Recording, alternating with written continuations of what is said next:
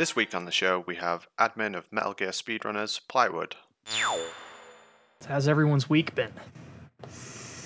Oh, busy. Been doing all right. Been playing some Metroid. Just beat Metroid Dread. It was pretty good. Did you have a hard time shooting through the ceiling in that one room? I got through that part pretty good, yeah. Because they don't point it out? Yeah. Fucking... It's part of Metroid, man. There's invisible blocks are part of the DNA of that game. Yeah, sure. I guess. I will say I get what David Jaffe was saying. I do get it. I think he's not being given enough good faith here, but it's pretty funny, you know. I think if he came in it with a little more good faith rather than this game fucking sucks. Well, he said he'd never played a Metroid game before. And that's the only thing that makes it really acceptable. Like the fact that he hadn't ever played one, but still, you gotta admit, right before that, there's a fucking screen that says, hey, sometimes there's shit in the walls that's like not visible and there's no hidden, or there's no like visible clue for it or anything. So you just might have to like shoot around every once in a while. And then that section's immediately after it, so. There's nothing he could have said that would have been respected. It's like a film critic going, you know what, I didn't really understand Wreck-It Ralph 2. He was going to get slaughtered no matter what. You know what I don't like about Metroid Dread? It insists upon itself. Okay, Peter. Highly pedantic.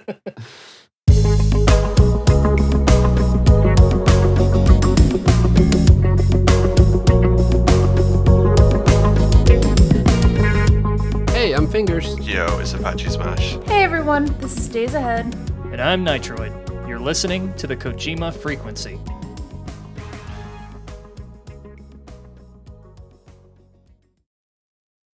I mean, I don't know. Like, I think if he had came into it with a little more good faith, like, it just felt like it just felt like a hot take for the sake of a hot take.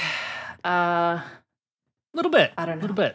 It's hard to reconcile because this is the guy who, you know, was in a lot of ways single-handedly responsible for God of War and Twisted Metal. Well, that was the thing, is I remember being a teenager and David Jaffe was like, oh, this pseudo gaming rock star because he put out a God of War and it has blood and tits and it's on PlayStation 2. He was like gaming now, Quentin Tarantino for the time, at least. Yeah, and now, like, nowadays, like, the Zoomers see him as this, like, dude who just says shitty things on Twitter. This bumbling boomer that doesn't know how to play games. You either live long enough to, or what is it? You either die a hero or live long enough to be Kratos. the guy everybody To be hates David on Twitter. Jaffe. Be David Jaffe. Hey, if I was on Twitter and YouTube when I was 5 years old and I couldn't get past the wall jump sequence in Super Metroid, I'm sure other people would dunk on me too. So That's the thing. Like, there's like, we've all had those moments in games where you're just sitting there like, what the fuck am I supposed to do? And like, you just do, especially like, I did that shit in Metroid Prime. I mean, shit, just not knowing where to go. God, and yeah. just like, that's a game that I actually did have a hard time exploring and like figuring out where the fuck to go. But the exploring was what was so much fun about that game. Just scanning everything. Like I did that for hours. Just like, oh, this is really cool. It tells you about like what this plant is. And like, maybe that's not the real appeal of the game, but God, that was so much fun for me. yeah, the 2D Just Metroids were definitely Drinking more, that world in. like more about just, you know, combing that map and, you know, making Yeah. sure every exit has been hit up and And hey, I got this ability, but I remember seeing something that this ability could break back at this sector, Yeah. so I'm gonna go there. good old backtracking. I've always wanted to see Metal Gear lean more into Metroidvania style progression, let's say. I feel like Metal Gear Solid 1 did it like best, I think. Just you know, Yeah, Yeah. but how even much then you it revisit wasn't the same areas. right. It was light though. It was very light. Yeah. The most I could say you were doing there was like C4 to get through walls, Mhm. or having to backtrack with card keys. Mhm. But for the most part, it was very straightforward, very linear. I mean, how many times do you hit up the armory? 3? Or more depending. Yeah. I mean, how many people went back all the way for the Nikita? It does have a frequency, just not a variety, because like you said, it's just like C4 and PAL cards. But if there was Yeah. more of a variety, like, hey, you can only get through this if you put a Nikita through this door, like back at like the nuclear disposal facility floor 1. Wait, you can't do that. If you use the Nikita back at, like, I don't know, the heliport, you can... I always had this theory that you could hypothetically take the PAL card and go all the way back to the bathroom and get it warmed up using the hand dryer. And people called me crazy. Can you? No, you can't. Oh. I was so ready to find out that you can. Everybody was about to boot Edge up. of our seats. Any percent. Any percent hand dryer. You had us on the hook for a second. Yeah. Well, you're just there and you stream, and the hand dryer's like, meh. You're just like, yeah, just wait for it. Just wait for it. It's gonna turn red gonna any happen. minute. There it goes. God Well- walks in like, what the fuck are you doing? Well, since we're talking about percents and speed running and everything, and I know this is kind of a weird segue since we didn't plan on getting into this right away, but the whole modding Metal Gear Solid 2 thing going on that I'm trying to dive into, which for anybody listening who doesn't know, I've been learning how to mod certain parts of the PC version of Metal Gear Solid 2, and I'm figuring out some pretty funny stuff.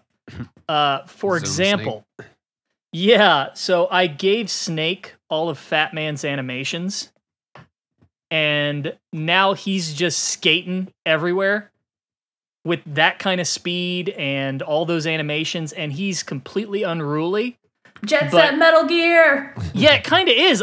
Oh my god, it's hilarious. And there's all these weird animations because they're not mapped to all the movements correctly. So sometimes he'll just fall down if you press the wrong button. If he's got a weapon equipped, he'll be out of control.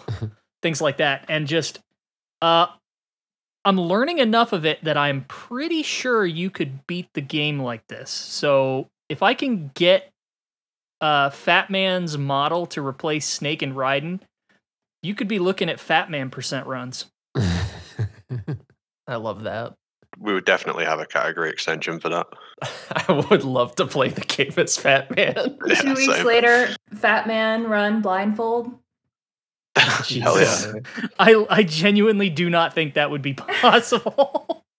Not with that attitude. It looks so like, yeah, just like haphazard the way he's moving around. Oh my god, it's the funniest thing ever.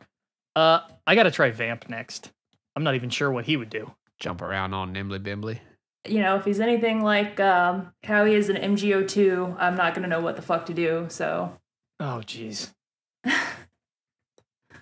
Oh, Look, man. I just want to grind off the handrail at the tanker and jump over the crowd of soldiers and go straight like literally like Jet Set Radio Future and just do a boost and just blur effect, boom, fly over. I'll do that. I'll play that. Well, it's the closest we're gonna get to the skateboarding mod on PC for the skateboarding mode. It's, you know, it's funny that skateboarding mode in MGS2 is actually, I mean, most people probably know this, but it's a demo for another Konami game called Evolution Skateboarding. But what that means is that it's actually a completely different engine that it's running in. That's why it takes so damn long to load, because it's genuinely loading up a completely different game. Oh, it would be nice to have that. So, you know, it's funny because I feel like if you weren't part of this show, we, like, whoever hypothetically was, who were you in a different universe, they'd be like, holy shit, we need to get this Nitroid on here to talk about this. So I did write up a few questions for you on the subject. I'm so glad to be here.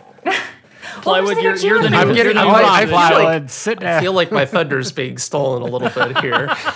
Well, Plywood, Like you're now in featuring charge. Plywood, but let's actually just feature the main host. Like, oh, okay, nice. Now I feel really bad, but I'll get through this as fast as possible. What's been the biggest challenge for you so far in doing this? Like, I know you've been going back and forth with us on Discord, but we really haven't gotten too into the technicals. Oh man, the way you ask that, it's really hard not to give a direct answer to it because a lot of this I've had to figure out on my own. And I have been pouring through old conversations on Discord servers and websites that were centered around modding Metal Gear Solid games. And I've tried to ask questions, and there have been a couple of people who have been helpful. But for the most part, it's just been a lot of experimenting and figuring things out because, to be blunt, the Metal Gear modding community is really insular and not extremely open. And I kind of get why. I'm sure they're tired of being asked the same questions over and over. But there is an element secrets and shit. Yeah, there is an element of that where they don't want to share things. It's very counter to how MGSR is, the speedrunning community. With speedrunners, you get in and they're immediately like, "Hey, welcome. Here are the ropes we're going to show you. Here's all of the different tricks and tools you're going to be using. Like, this is how, like, welcome to the community. And, if you're serious about it, then we're going to help you." And because it's like the whole thing, I think Apache said once, all of speedrunning is a community effort. And Plywood, you can probably speak to that way better than I can. And I just want to call out that today during Apache's stream, like, people were coming on who were like, not the top 5 even, but he was there giving them advice during his own like Foxhound tuxedo run. And I feel like that's a great example of what you're talking about. It's a march to perfection. Like, it's not about the bragging rights necessarily. It's about figuring out how far can we push this, right? Would you guys agree with that? Yeah, absolutely. I mean, optimally, there's in my opinion, there's one perfect time that everyone can achieve. And ultimately, if everyone could play the game perfectly, everyone would have the exact same time.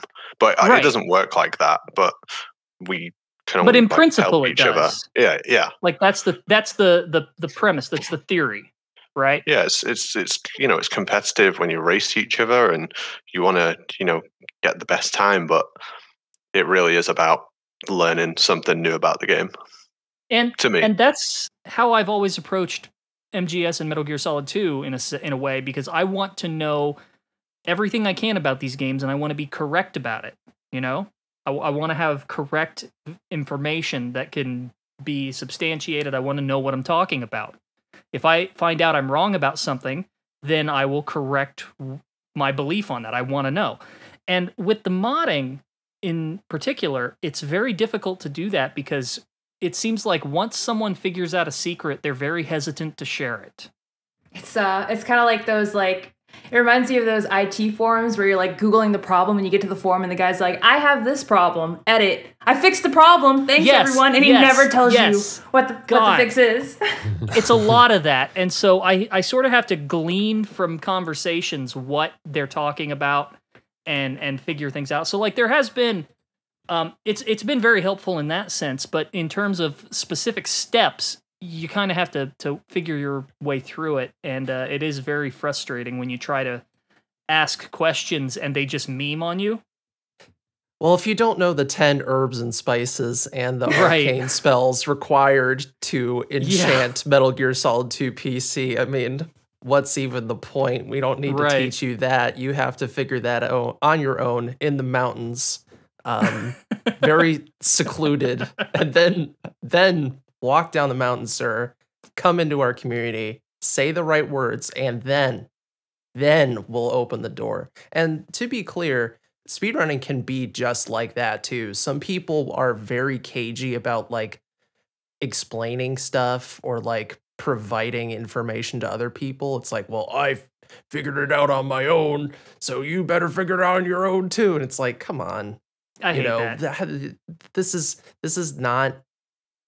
Don't over elevate what you're doing. You're playing an old video game or you're coding an old video game. And it's not like people don't appreciate that. I certainly do.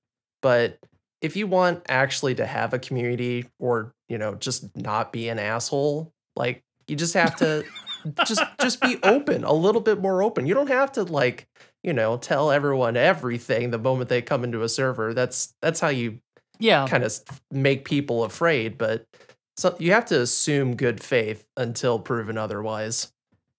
And that's what's so confusing to me is that I don't see a lot of that in the modding community, at least not for Metal Gear. It's in such stark contrast to the current state of Metal Gear speedrunning. I've been to your community. You guys are awesome. I see. I don't want to talk trash on these guys because what they do is very impressive. And I mean, it's honestly incredible that they can take these things apart the way they do and figure out how they work. I just wish they were more open with people who are genuinely trying to learn things. And again, I kind of understand like not wanting to explain the same thing over and over when you've got things you've got to do and you're tired of explaining yourself over and over. But you know, there's got to be a middle ground. There's got to be a little bit of concession. Right. Just make documentation. That's well, we're working on it. That's kind of what I'm gonna do. Well, there you go. You're jumping ahead, Plywood. That's another question.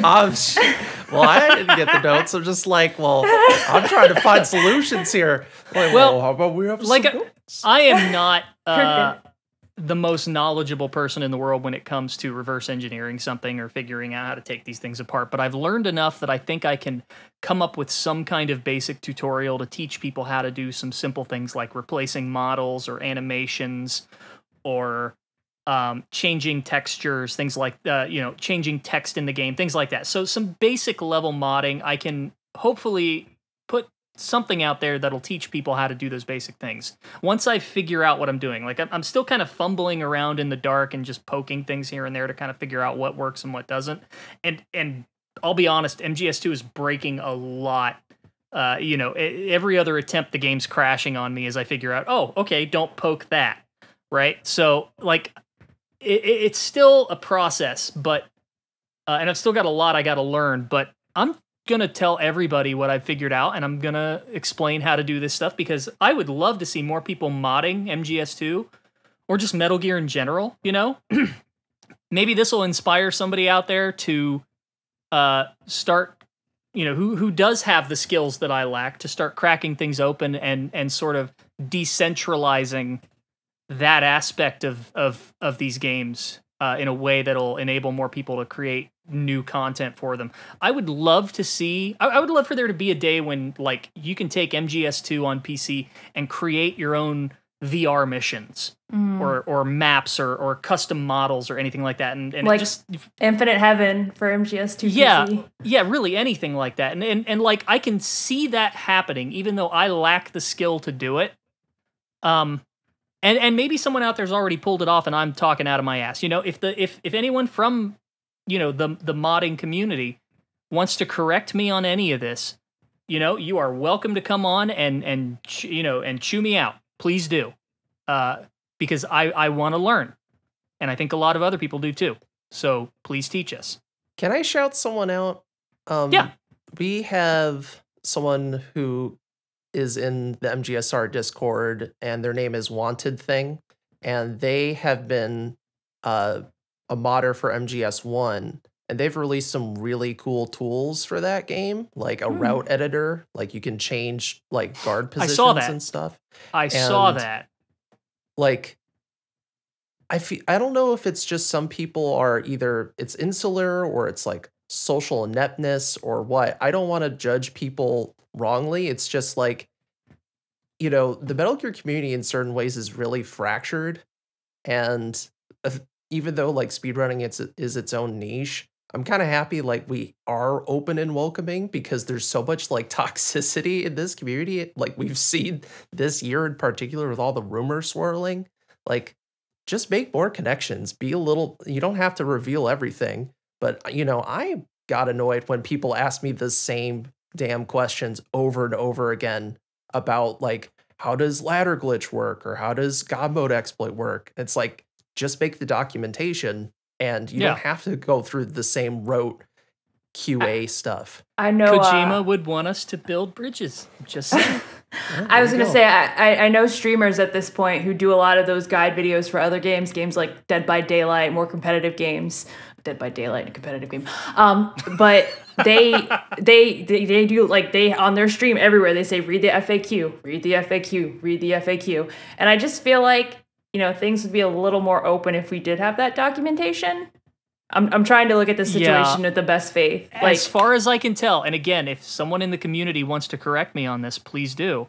Because I want to be right. I want to know what I'm talking about. But as far as I know, there is no documentation. There are little things here and there that you can sort of glean from, like, there's an MGS dev wiki that'll that'll tell you about stage designations and what file types are and things like that. But there's nothing that'll really explain the context for these things in a way that's useful. You just have to sort of dive in and hope to figure it out. I'm good at figuring things out on my feet for the most part, but it's not easy when no one wants to really explain it in a way that's not wrapped in a lot of incomprehensible language. Have you guys ever seen the mods that they have for classic Resident Evil games? Yes, I love that shit, and I love watching streams of that shit, particularly the randomizers. Oh wait, yeah, I have seen a couple, yeah. Yeah.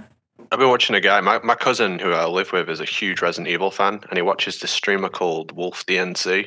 Yes. He watches him all the time, and he plays like Resident Evil mods, and he'll go into a room, and there'll be just like 6 nemesis, and he'll have to fight all 6 like at once. Super hard mode, yeah. I want Wait, that. is this Metal the Gear remake Solid. or like OG? No, these are the mods. classic. Like OG, like I know he plays 2 and 3 a lot, but they're modded to where like They just you make get a the game knife. exceptionally hard. That's you get a knife, terrifying. 5 shotgun bullets, and there are like liquors all down the hallway. I would love that for Metal Gear. Yeah, Right? I want to see that. Like, I want to see the entire route changed, all the rooms different guard patterns, like impossibly hard boss fights. Like, there's definitely players who could complete them, and we just can't make them right now.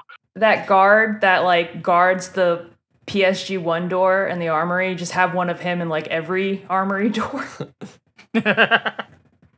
God.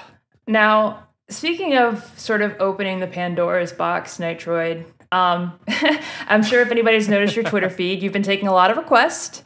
We all threw in our shit posts, our selfies, our logos, and stuff like that. What's been your favorite like modification or request so far? I mean, Shaine had me put her on a poster. Oh, That's wholesome. You know the one where in the engine room, the guard's looking with his binoculars out at the poster? Yeah. Yeah, I put Shaine on that. She asked if I could put her on a poster somewhere. Although I do have to say that I had a lot of fun putting Ricardo on the locker poster because you can knock on it. Yeah. I don't want to take time away from our guest here. Because, yeah. Now I feel really bad. You're good. but I'll be quick and I'll sum it up here. What I'm trying to do is create a Tom Olsen mod so that you can play through the game as Tom. It's gonna take me a bit of time. I'm going to do a stream showing off the work I've done on MGS2's 20th anniversary, which is November 13th.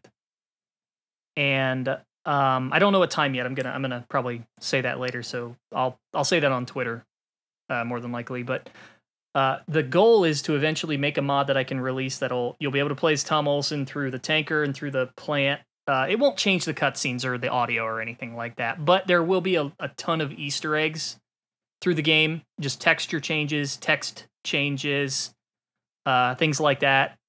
And then once I have that figured out, I think I'll know enough to make a tutorial and share that with people. And then the next step would hopefully be figuring out how to do similar things with MGS3, which I've been able to do some texture edits there, but it's a lot more involved. And because MGS3 doesn't have a PC version, you're reliant on emulation. So it's not super accessible, and I'm not sure how far I can take that, but we'll see what happens. But that's my 2 cents on modding. I'm looking forward to playing it, and I hope that we're doing an anniversary event with MGSR. We're doing like a full marathon for it, so I'm hoping that I can convince someone to play it. Do the European Extreme speedrun with that mod. I think that would be really cool. I will. I'm going to put an MGSR. I'm going to modify all the cardboard boxes in the game for this mod, and so I've already got a Kojima Frequency box. I'm going to do a box for the Snake Soup. I'm going to do a box for MGSR, as well as Shaine's podcast, and then I've got a 5th one I got to figure out, but that'll be the goal. I told this to you earlier in the week, dude, but it feels like you are a printing press of MGS right now, where you're just like the Catholic Church, which I guess in this case is the modding community, got blown the fuck out.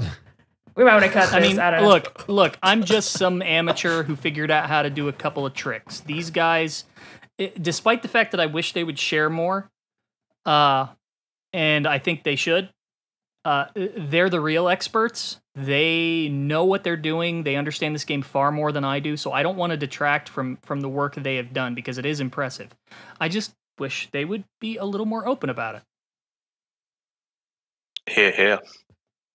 Agreed. Well, Now, So enough about me. well, I have a key question. Will I be able to beat Solidus with a briefcase? Because that sounds awesome. Yes. Yes. Thank you. Well, it looks like you have your first player. Already in. Honestly, model swapping, once you figure it out, is not that hard. Any model in the game, for the most part, can be you can replace Snake or Raiden with them. I haven't. I'm sure there are exceptions to this, but I haven't found one yet.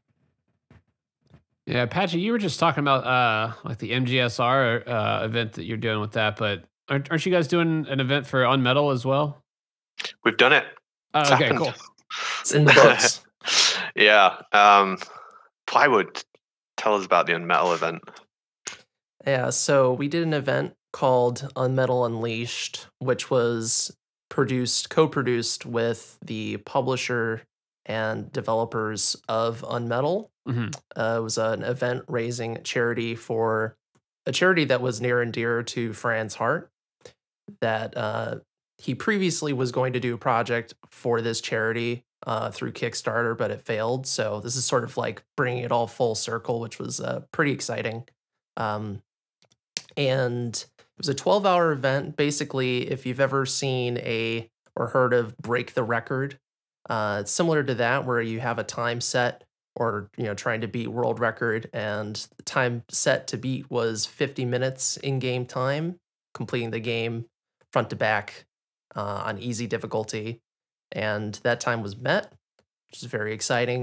Beaten by Puzon. I think only Puzon beat it during the 12 hours. A few of us got close, but it is a hard game for sure. And we had the developers on. We had some of the voice actors on, which was really fun to hear their back and forth while talking about the game. Very insightful. And just overall, it was just a really exciting event since we got to be on the front page of Twitch. And, it's very rare now for Metal Gear community to have something new that's, in the wheelhouse of Metal Gear. And overall, just super positive to have that versus just like, feeding on the crumbs of rumors and pain and misery. That apparently people just want to like fiend on that all the time. It's like, Finally, just a little treat for us. Yeah. Like we got something. Just like go over, have a full meal. Don't eat phantom crumbs in the corner. Like Phantom crumbs. Like That's good. just another thing I really like about MGSR is you guys were so quick to embrace UnMetal. Yep. What's it? Oh, I called him what's his face. Oh my god, Jackafir. I think I hope I pronounced that right. He was saying nothing but high praises about you guys and how open and welcome you are. He put me in the video game. Of course I like him. Of course I was nice to him. Put me in the fucking game. No, Full disclosure.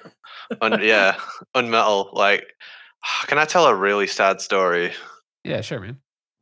All right, so this event was my idea, and I had been working on it for weeks. I wasn't the only person. There was a lot of really talented people who put this event together, including shout out the Lightning Strikes, who literally coded an entire back end for us to just have like multiple runs up on screen and be able to swap them in and out.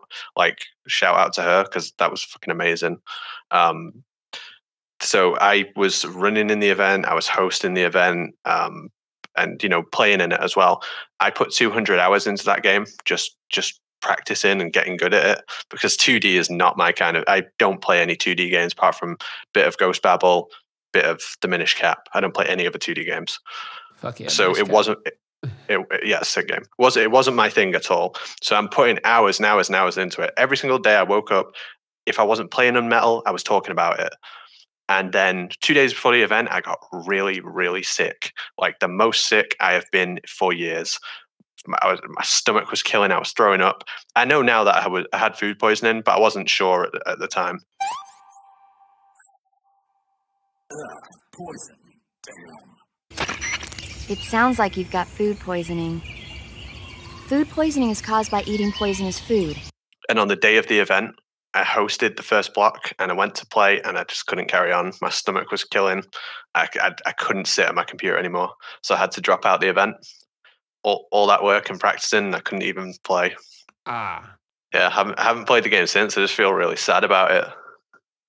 But, I mean, my whole thought is, I know it's disappointing, but my whole thought of it from my perspective was like, you have done enough.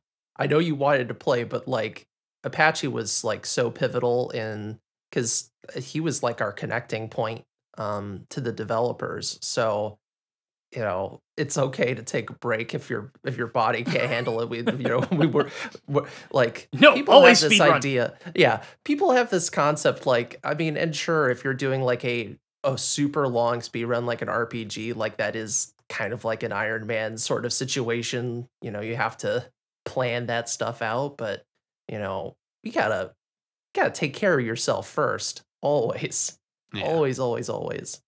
Life comes first.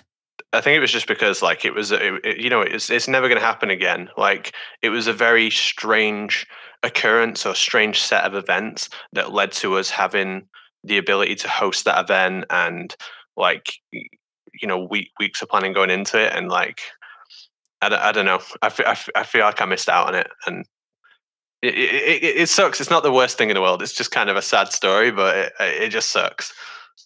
Hey, you did play for like 20 minutes, so you are in the event. You are in that block.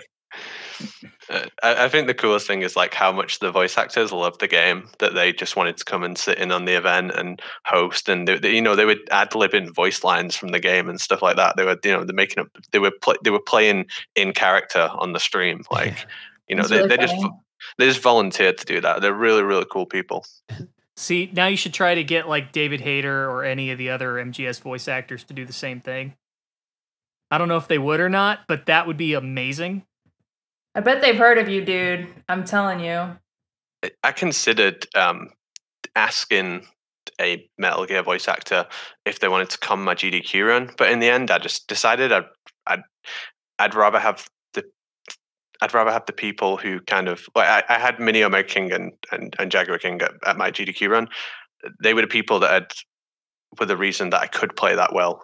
You know what I mean? In the end, it felt like they were the right people over a Metal Gear voice actor. I'm sure would have some fun and people would enjoy listening to it. But maybe next time, right? Yeah, just having Snake in your corner. I'd want Paul Iden. If I was doing MGS2, I'd want Paul Iden. Yeah. You were giving him shouts out yesterday or today when you were killing Ocelot. He was like, "You caused a time paradox," and you're like, "Shout out to Paul Iden." Is that your impression of me? Horribly, but yes. Replay that one on the edit fingers. That was horrendous. I wasn't sure. I was trying to balance out the baritone with the British accent. It just wasn't happening. I'm doing an impression of you on the next episode. Please, you better be ready. You better be ready. Is it just going to be you smoking a blunt? Possibly. Okay. I mean, after 200 hours, Apache, like, what is your take on Metal? Even if you don't really like 2D games, it is really hard. I'm not kidding. Like version 1 before they patched it was the most ridiculous game. Yeah, I remember you coming to us like, "Oh my god, it was fucking ruthless, man." Like he programmed the game around hard. He wanted hard to be the legit experience, but when they came to toning down normal and easy to separate it from hard, they missed the mark in a lot of ways, and they were very receptive to changing it. Yeah. By the time it got to version 1.0.6, and I was like testing it and providing feedback every day. There was quite a lot of other people as well. By the time it got to version 1.0.6, it looked like a completely different game, and it is much more representative of the difficulties are much more distinct from each other now. But the game is still generally pretty hard, and it's a very devastating speedrun. It's to speedrun that game. I mean, Plywood rates it the second hardest 2D game if you consider it against all the other Metal Gear games. Second hardest. And that first boss kicked my ass like 12 times. What's the first one? Just Metal Gear? I would say Snake's Revenge, just because of how random it is. But I totally am co-signing what Apache said. And I was talking specifically when I made, and that tier list was just for fun. I haven't actually done all the runs. It's just from my perception of it. But like the thing that really makes UnMetal hard in a speedrun context, in particular, is that you don't have rations. You have medkits, and medkits are a heal over time. They have to slowly apply to yourself in battle. Like that is so rough compared to, I have this insta-heal ration that will heal me back to full when my health goes to 0. Yeah. Just that change alone makes boss fights way more challenging compared to like even Ghost Babel, which I find to be a hard game. And if you're playing on very hard in Ghost Babel, it's a totally different calculus. That is also really difficult. But even easy on UnMetal, especially the original patch, like the gap between easy and hard was not much. It's like, oh, we'll dial in a few things, and it's like, a few things? I mean, I played on hard casually, and I was like, yep, this feels hard. And then people were playing easy, and they were like, this is easy mode? Quoi? So what's the hardest 3D game? Oh, that's hard to answer, I suppose. I mean, just it depends sitting on through context. 4. Yeah, is that just hard enough to do by itself? It's tricky. God, I could make a joke right now. That was the joke for you, Nitro. Just having to sit through MGS4 is the hardest thing. Yeah. It's tricky because, in my mind, like difficulty when it comes to the speedrunning is sort of in 2 categories with Metal Gear. It's like any percent, like just run your ass through as fast as possible, breaking stuff, whatever. And then you have like, I'm playing the game, quote unquote, as intended. I'm being stealthy. I'm trying to get big boss or whatever. So, I mean, recently, I have to bring this up. I know Apache will be very excited. I've been running Metal Gear Survive, new game. Yes. That makes me excited. Hell yeah. And new game. We just Survive, lost like 20 followers. I know. Everyone's like, oh my gosh, he brought it up. No, fuck him. He brought it up. It's okay. There is now a newer Metal Gear game. It's on Metal. Like, go play it. But new game Survive, like you have nothing. And you are basically saying, okay, I have an iron spear. That's all I need for the rest of the game, basically. Shit. It's like when you play Breath of the Wild and it's like, oh, I'll just go out of the plateau and straight to Ganondorf. Like, oh, let's go. We're gonna rock and roll. And I realized, like, it's interesting, when you're playing Survive casually for all 5 people who actually stuck through it. The start of it, you're like starving, you're thirsty, you're drinking like dirty water. But if you know where you're going, it's like, oh, food and water is not the problem. It's the fact that like a wanderer kills you in like 4 hits. Like they'll just crowd on you and do BS moves that like they have like crazy range on, and you do that for 3 hours. Like try not to die because you're always at threat of dying. Survive is such an odd game. A lot of people write it off, and to be fair, it is kind of a I'd give it like a 6 out of 10 max. Because there's a lot of balance issues and just quality of life stuff in it that really needs a little more attention, let's say. But there's also a lot more going on under the hood in that game than people expect. The base building in that is far more complex than what we got in MGSV. Yeah. And I think the healing system is like a lot more like integrated too than MGS3. Just the ease of it. I don't know. It's simple to do in that game. Yeah, I mean, you always do feel like you're on the verge of dying, and I mean that can be an annoying gameplay loop for a lot of people. But mixed with that style of gameplay, I mean, there's a good time to be had there if you're willing to look past the shortcomings. Yeah, especially in multiplayer, because that's where we've definitely had a ton of fun. God. We got to do that again. Yeah. All 4 maps, baby, or 5. You know. But there's another thing the modding community needs to get on. It'll never happen, but Yeah. but getting some more maps would be great. Well, Do you or think we'll just ever like get, making a server for when they shut it off. Oh Let's god. throw in some more creatures too. Like let's throw in like Gear Rex and shit. Like Oh my god. throw in a bunch of stuff. Save Metal Gear Survive? Honestly, Is that gonna be a thing? You know, like 4 people sign the survey. Petition, I'm going whatever. to, and hopefully people can hold me to this. If and when Konami's like, all right, we're shutting down Survive, I will be out there. I'll probably make a video. I'm going to eulogize that game because yes, I know it is. I totally agree. It's like a 6 out of 10 game, but it's a complete guilty pleasure of mine. Like, Oh, I love it. people have completely like written off that game, even though fundamentally there's a lot of fun things in the game. It's just there's a lot of BS and you know, it was clearly a budget title, et cetera, et cetera. But I mean, if that game goes away, it's like you lose a piece of Metal Gear. I don't care. You lose a piece of it. Yeah. So and let's be honest, had Kojima been at Konami and the drama hadn't happened and this exact game had come out, people would have raved about it. Yep. Listen, like I like a game called Spawn in the Demon's Hand, right? It's on the Dreamcast. It's an arcade port, and you play through different levels and you fight bosses. That's the characters from Spawn. It's got lots of issues, camera issues. It's janky as fuck, right? It's like a 6 out of 10, but I really love it. Now, if they called this game Metal Gear Spawn in the Demon's Hand, I would fully expect people to shit on it. It wasn't any type of typical Metal Gear experience, so everybody was like, "What the fuck?" So I didn't realize that you're a Todd McFarlane fan. Yeah, Gotcha. big time. Yeah, Holy shit, Spawn's my favorite. Dude, holy shit. This is a revelation. Sorry.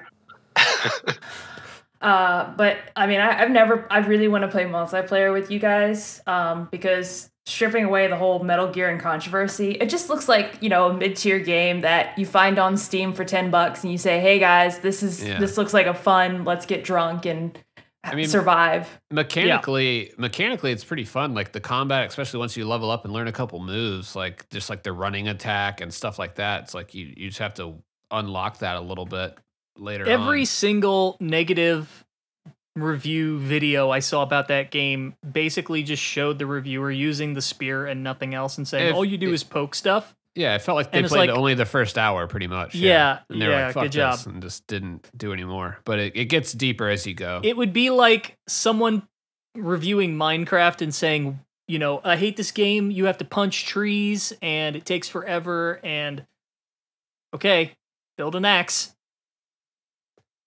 Look, you just need to get a pot to boil water. I promise you the game, it gets better. You just need the pot. So you're not drinking dirty water and not too much better. Let's not well, oversell it here. Okay, but here's the thing, like I feel like a lot of people just they played like the first hour and the first hour is so punishing and then it's just like I can't do this. I can't even, this game has not sold me, you know, and it's just, you need a few things and it's like, okay, you know, now I feel like I actually have an ability to survive. It reminds me a lot of Metal Gear Acid in terms of how punishing and difficult it is to get your head around at first.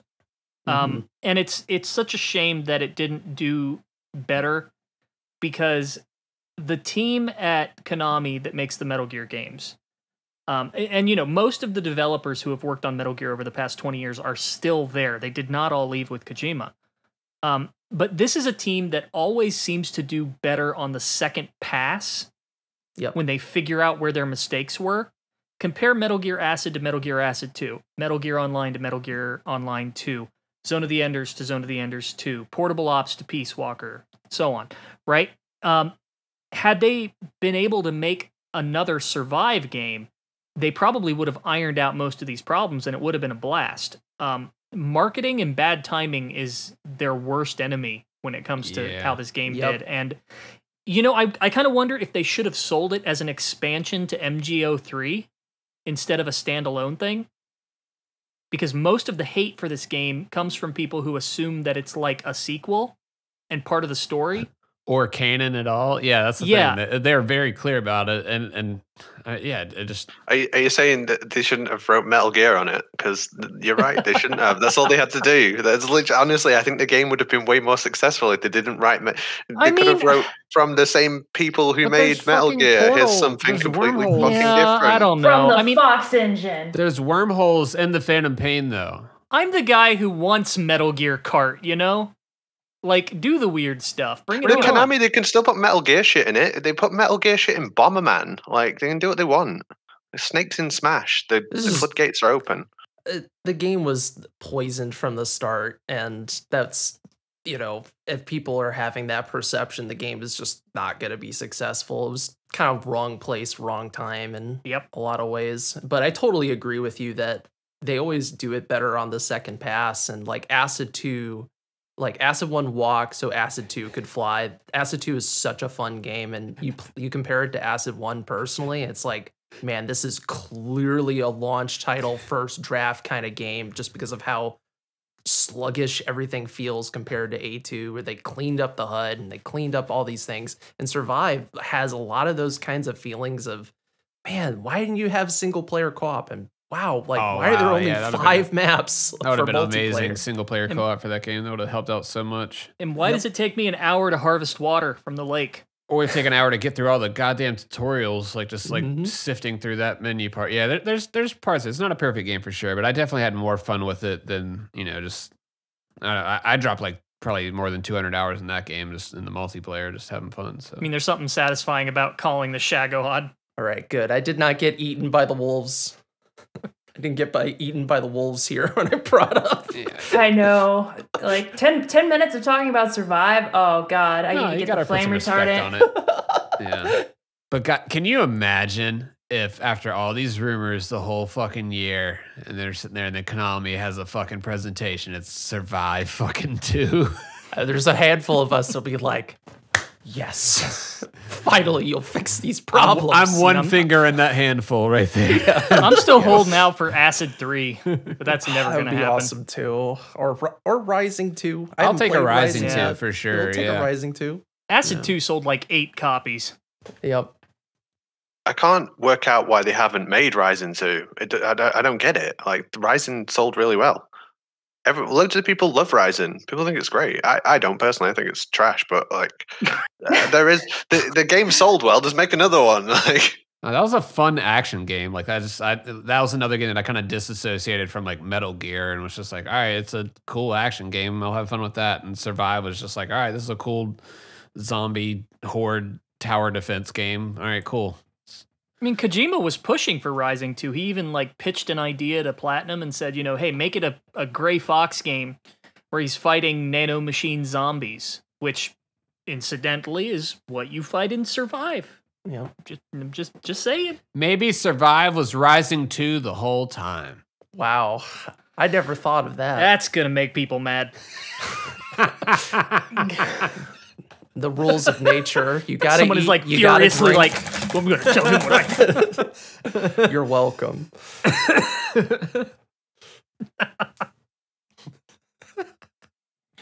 So no, it is weird though.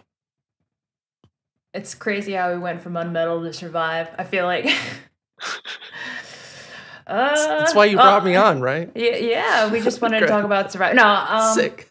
I mean, does anybody else have anything to say about UnMetal before we move on? Like, I still haven't beaten it, so I want to stream the ending for my viewers. But I think I really enjoy it. It's really fucking hard.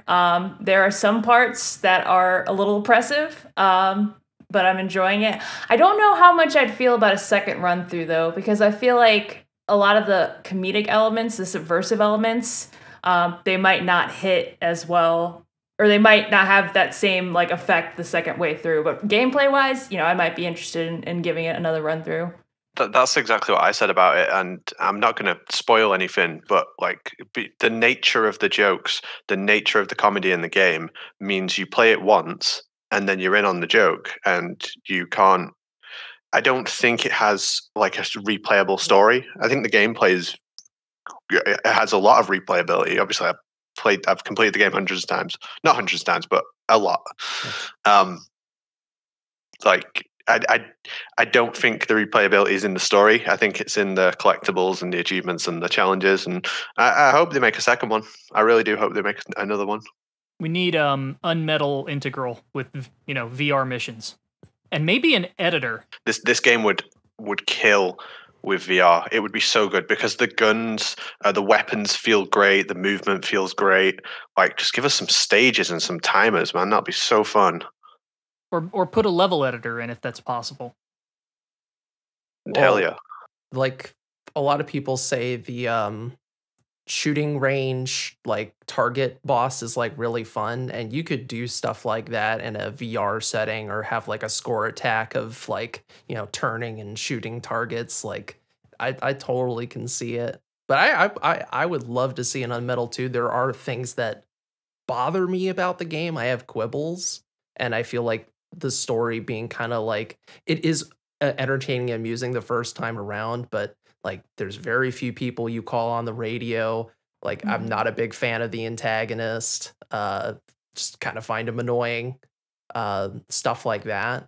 With a little bit more expansion, it would be so cool to have like more weapons and more going on in the story aside from the neat framing device. But I found it very entertaining. Yeah, I mean, it's kind of like a comedy movie, like where it's like, yeah, just the first run through is going to get like the good laughs out of you. And then, then you kind of just see the jokes coming. You're like, yeah, okay, I get it. I need a Big Lebowski UnMetal. Yeah. That like, even if I watch it again, I'm still laughing and smiling. And, you come with the jokes and you're like, yeah, I love this part. This part still makes me laugh. So the reason why I'm gonna give myself an excuse as the reason why I have played it but not beaten it is because I've been doing a lot of reading myself, a lot of technical reading for my job, but a little man named Kojima came in and threw a book my way to get between all of my programming books, and it's about reading books actually, and I've been really enjoying it even though I'm not quite finished yet. I didn't realize that the boss was inspired by Ginny the cat, the kitty cat, which was, I don't want to spoil too much, but that was the highlight of my reading so far. Yeah, I did start it. I read through the intro. I have read the intro. Yeah. Kojima starts a book like, let me tell you all about books. It's easy to make fun of it, like, it's just him doing books. But I like the concept of just like, No, I know. I'm just being a smartass. Like, I'm being a book nerd right now. I'm sorry. It's clashing with us, or we're clashing with this. But the whole concept of it, if you guys readers aren't familiar, is it's not just a list of books, but it's effectively an idea of learning experiences through media, particularly the medium of books, and the act of discovering reading, as opposed to just kind of taking in information as it comes into you. At least that's how I interpreted it. Yeah, and the fact of like actually going to the bookstore physically too to like find a book too. I thought that was kind of interesting. Right. And he always provides like context as to why he selected this book, even if, and sometimes that context has nothing to do with Metal Gear. It just relates to his experience. Like, there's one story in particular, I forget the book name, and I'm not going to go too far ahead because I don't know how you could spoil this, but I don't want to spoil it. He talks about his relationship with his son and how he used a specific detective book to improve it because he had no idea how to be a father figure because he didn't have a father figure because his father died at 13. And it sort of reminds me of, like the connections I have with mediums. Like, I have playlist songs that remind me of these certain time periods or these experiences. And he's showing us how to do that with books. So I thought that was cool. And I thought it was an interesting juxtaposition to sort of the concept of the VR warrior and Metal Gear. Let me see if I can try to explain this. And I know I've been rambling a lot, so I do apologize. But what I'm sort of referring to is, Metal Gear 1 or 2, I think there was a big emphasis on like organic experiences, and not, just like simulating experiences and learning things firsthand. And it's an interesting juxtaposition from him saying, you know, you can live other lives and you can understand other people just by reading. Like, I know there's a clear difference between like VR military simulation and books, but I don't know. I thought that was an interesting juxtaposition. I know this isn't Metal Gear Book Club, so I'll stop talking. No, it's the Kojima Frequency. You're fine. It reminds me, I'm not a huge book nerd. You know, I don't read anywhere near as much as Kojima probably does. Just a regular nerd. I'm just a regular nerd, yeah. But Garden the closest, right? The closest, I'm just sitting over here modding MGS2 like a normie. Yeah, you know? There you go. Yeah. But it reminds me a little bit, like the closest experience that I can relate to that is going to like Blockbuster Video and walking through the aisles and looking for a movie to watch. Yeah. You know, it's somewhat analogous. Yeah, just looking at the covers and stuff. Yeah, and just like picking one out. Yeah, incidentally, that's kind of how I got into anime. Yeah. I found some interesting ones at Blockbuster before people knew what Before was the in those. 18 and up section was up. Yeah. Akira, what? Then I started seeing some like Dragon Ball Z and shit. Like, I don't know, that got like really popular in like 5th or 6th grade. Because that hit Cartoon Network at that point. That's when it was like, it was all over at that point. Oh, God, yeah, with Toonami. Yeah. Yeah. Sailor Moon at 3:30. Dragon Ball Z at 4. I never missed it. That was pretty much how I really got introduced to anime, was like Adult Swim and Toonami. And I think that was honestly a fantastic entry point. Yeah, they did a good job.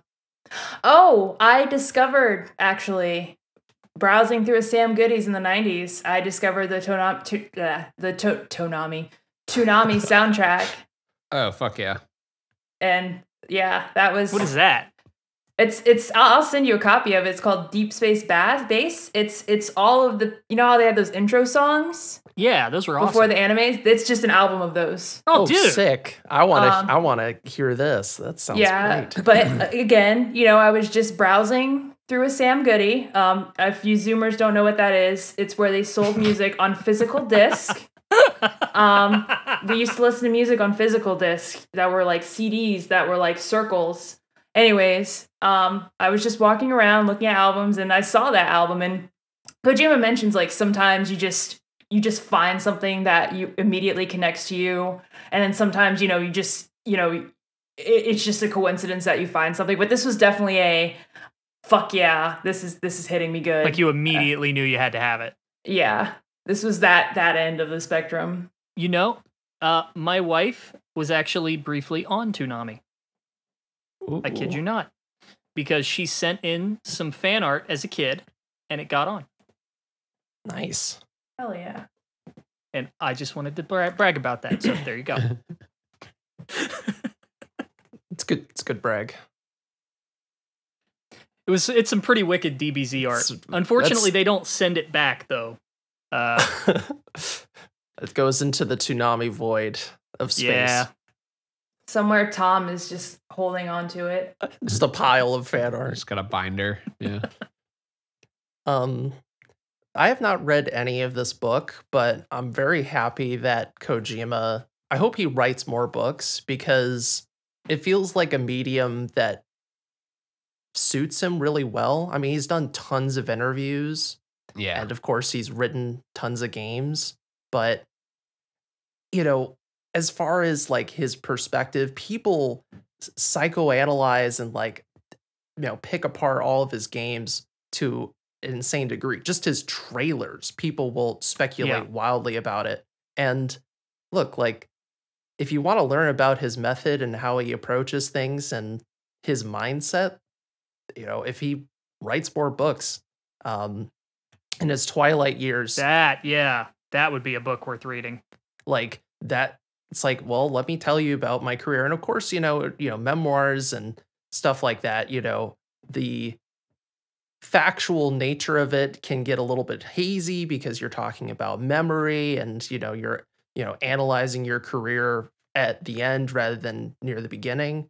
But at the same time, like, that's the kind of stuff in terms of legacy that is way more valuable than I have reacted to the Death Stranding trailer, and here are my thoughts and impressions. Yeah. So what I'm hearing is this book is part of the MGSV ruse. Get out of here. Get out of here. That joke landed Chapter so flat. chapter 3 incoming. Oh God, is there a chapter 3 in the book? Hold on. They skipped he skips chapter 3. There is no chapter 3. Fuck, it goes from chapter 2 to chapter 4. Fuck. No, there's a part 1 and a part 2. Okay. It would There break you go. my heart if he was at a book signing and some dipshit came up to him asking about a remake or chapter 3. Yeah. God. I mean, oh man. he doesn't really come to showings anymore, so I kind of have to. I mean, yeah, we sort of had a pandemic too, but he does seem to be less public these days. Can't Just say I wants to blame be him. left alone in certain respects because Yeah. he can't dodge things that people are just going to ask him constantly, like the general fan base, because like they have not been able to let go. Because they can't control And- themselves. Yeah. It's so No. weird though, because like when I became a fan, he was not known at all, you know? And he has gone from just this quirky developer who only a few people know about for making a couple of cult hits to this, you know, this celebrity, right? It's really strange to have seen that progression. Yeah, you really don't see too many like other celebrities in other fields like freak out when some game dev tweets their Right. shit, you know? Like they're like, "Oh my god, Kojima-san." Like, you know, you just see like the respect that he carries with other people. It's like a musician who's gotten big, you know? It's like, yeah, Yeah. I used to listen to them playing in their garage and now they're selling out auditoriums. Like, what the hell? I love it. I love that he's a fucking rock star. I think it's so cool. Every time he does shit like modeling glasses and stuff like that, I fucking love it. Dude, I want those. Did you guys see those like shade things he had on his glasses? You just plug those bitches in. If I could save money on prescription sunglasses, I would buy those. He's fashion forward and saving money. You ain't gonna save money buying that fucking JFR brand. Jesus. Oh no, Christ. not that. No. Those glasses are the most fucking 1999 The Matrix things I have ever seen in my life. Yeah. Like, But they're so convenient. you would only look cool wearing those if you are Hideo Kojima. Like that's no one else can pull them off. Clip-on sunglasses. Yeah, he does pull off some shit that no one else can, like that goddamn Skywalker robe that he was wearing the other day. All right, all the Jedi jokes. Skywalker robe in the liminal space. He's like, "I have become Yoda." Why did you say that in Butthead's voice? I don't know, but that's definitely what I did.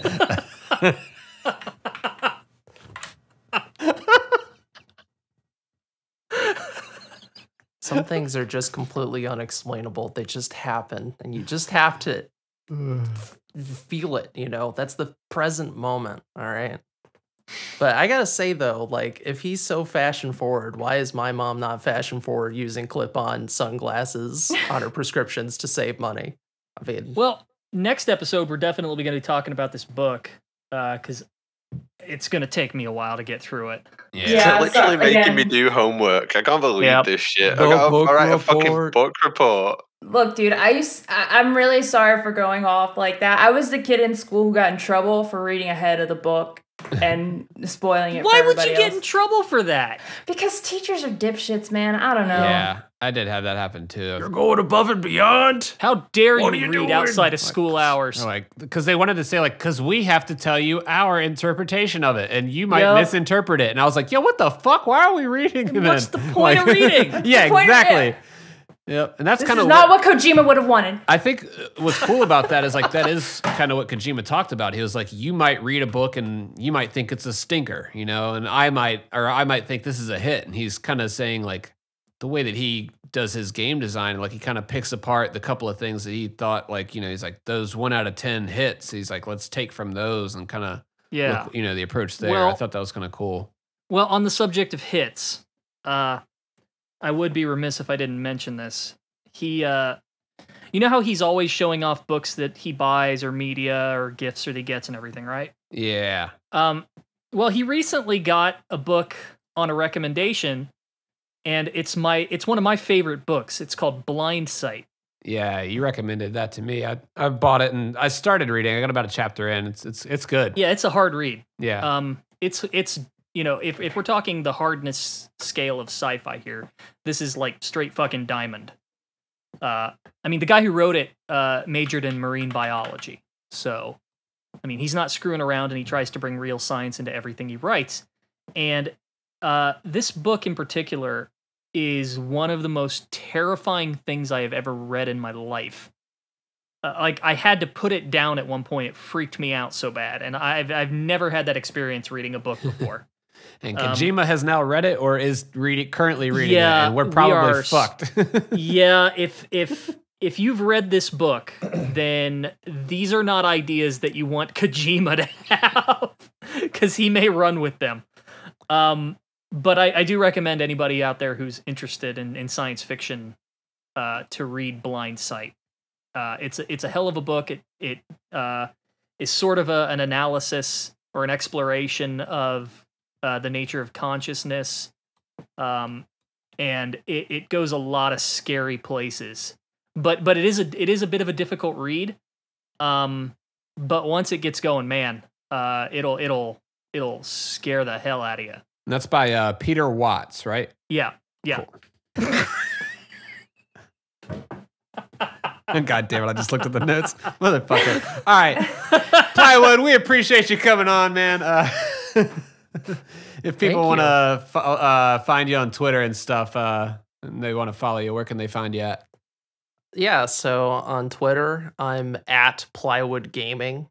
And on Twitch, when I stream on Twitch, I'm twitch.tv/Plywood_ until further notice, because the underscore is a concession, not the desired outcome. But that's where you can find me, and you can also find me primarily in the MGSR Discord as well.